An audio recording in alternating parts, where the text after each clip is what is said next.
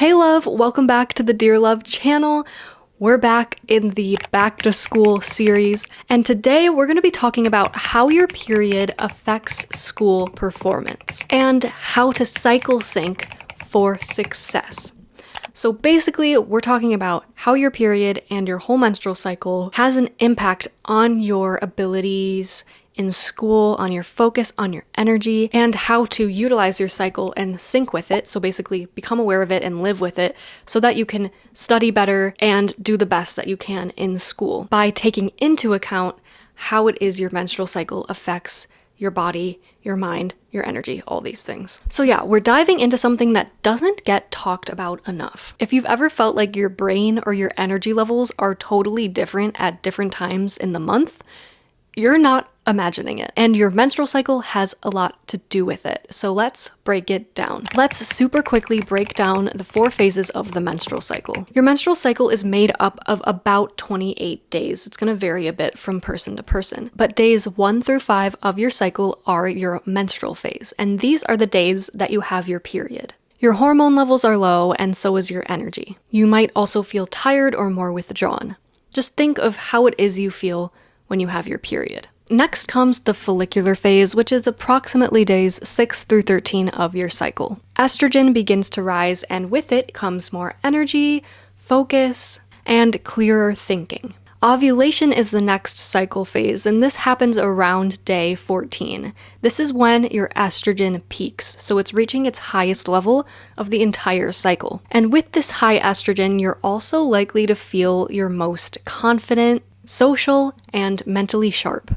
The 4th phase of the menstrual cycle is the luteal phase, and this is approximately days 15 through 28 of your cycle. This is when the hormone progesterone comes into play and it starts rising, which can lead to mood swings, fatigue, and difficulty concentrating, especially during the second half of this cycle phase, which you might know as PMS. So how does this impact school performance? These hormonal shifts have a very real impact on how well you can focus in class, how motivated you feel to study, and how it is you handle stress, or your capacity to handle stress. So, for example, you might notice in the follicular phase, when your estrogen is starting to rise, you're more mentally alert. So this would be great for test prep, writing papers, or starting projects. Whereas during the luteal phase, so those days where you're getting close to your period starting, you may feel more emotional, tired, foggy-minded, and it might be harder to push through mentally demanding tasks. So the good news is that you can actually plan your study schedule around your cycle to make things easier. And you'll also know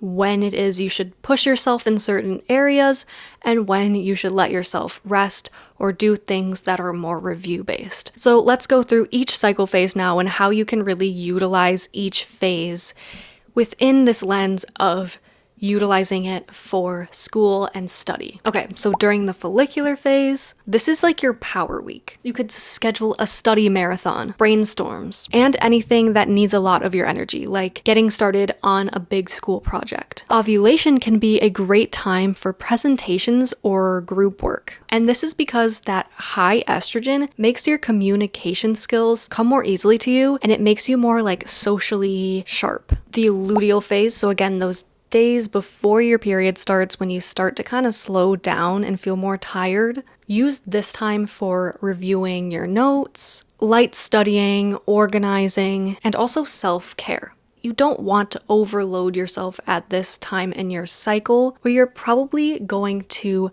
notice an increase in those PMS symptoms that you're already feeling. When it comes to the menstrual phase, which again are those days where you have your period, you gotta give yourself some grace. If you're feeling low energy, rest if at all possible. Gentle tasks like summarizing notes or watching review videos are ideal. And I know when it comes to school, there's a lot of things that are out of control with what we're assigned each day and each week, but if you can think of this in terms of holding some awareness for yourself to know your strengths and where you're at in your cycle, helps you to better delegate what it is you're being given from your teachers and from school. So while you have more control over your personal studies that are like after school studies, this is also very helpful in the school environment. So for example, let's say that you had like a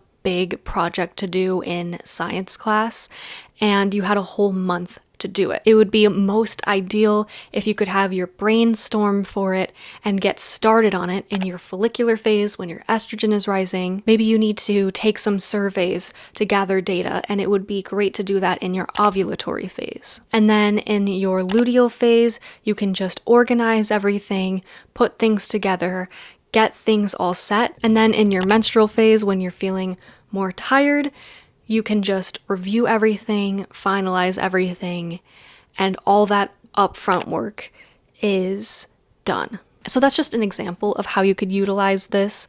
I know it can be hard, again, because we don't know exactly what we're given to accomplish day to day with school, what we're going to be assigned and stuff like that. But again, it's all about utilizing this awareness and becoming aware of where your strengths are at different points in your cycle. If anything, it helps you to just give yourself more grace and have greater understanding of why you feel the way you feel. Now let's talk about how school can affect your cycle. So we've been talking about how we can use our cycle to do the best that we can in school and to work with ourselves and where we're at as best as possible.